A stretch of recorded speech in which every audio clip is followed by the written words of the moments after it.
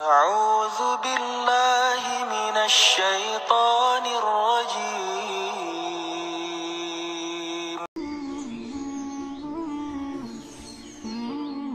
از عبدالله ابن مسعود روایت است که رسول الله صلی الله علیه و سلم فرمودند: موسی علیه السلام از رب خود پرسید و گفت: یا رب، کمترین کس از اهل جنت از روی منزلت کیست؟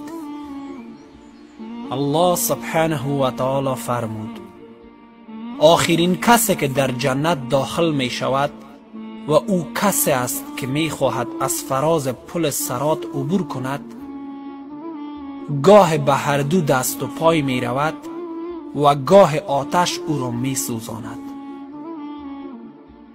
اما وقتی که از مقابل آتش جهنم دور شود، به سوی آن می بیند و می گوید: بسیار بابرکت از ذاتی که مرا از تو نجات بخشید. یقینا ربم چیزی را نصیب من نموده که به هیچ یک از اولین و آخرین نصیب نکرده است.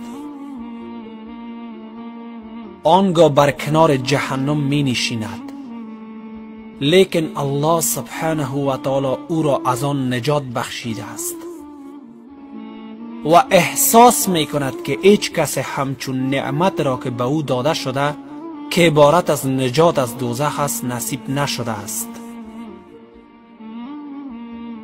او در همین حال می باشد ناگاه درخت در بالای سر او ظاهر می شود.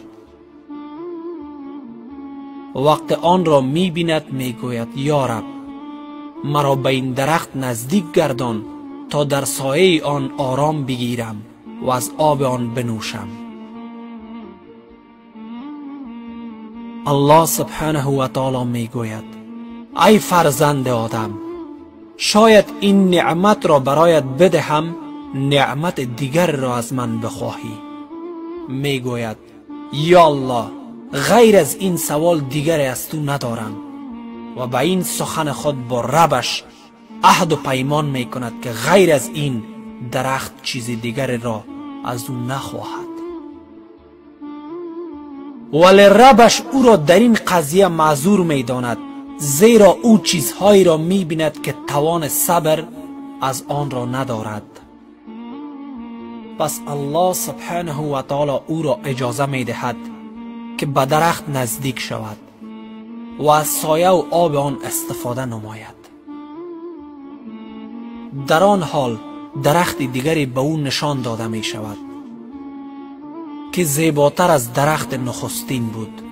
می گوید: یا رب، به درخت دومی نزدیکم گردان تا از آب آن بنوشم و در سایه آن آرام بگیرم.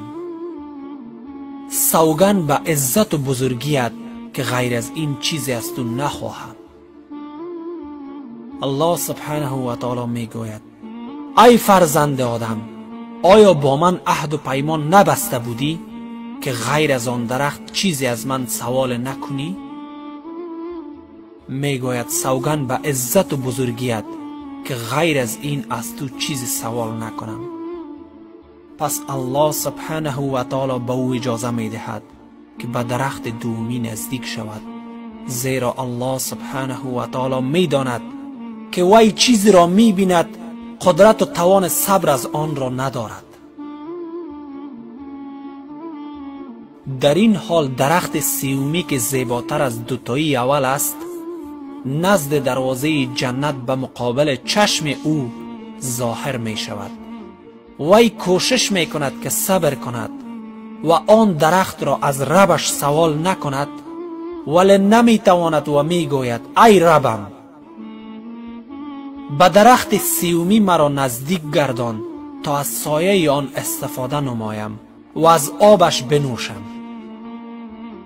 سوگند به عزت و عظمت تو که غیر از این هرگز سوال ندارم. الله سبحانه و تعالی می گوید: ای فرزند آدم، چقدر غدار هستی! آیا با من عهد نکرده بودی که غیر از درخت دومی سوال دیگر نکنی؟ می گوید: بله ربم، فقط این سوالم را پوره کن، غیر از این هرگز سوال ندارم. الله سبحانه و تعالی او را معذور می داند. وقت الله سبحانه و تعالی او را به این درخت نزدیک گرداند و در نزد دروازه جنت نشست و آواز اهل جنت و نعمتهایی که بر آن قرار دارد و دیدار و خوشحالی آنها را شنید، مدت را که الله سبحانه و تعالی خواسته است خاموشی اختیار کند. ولیکن بر سکوت خود صبر کرده نمی تواند و می گوید ربم مرا در جنتت داخل کن.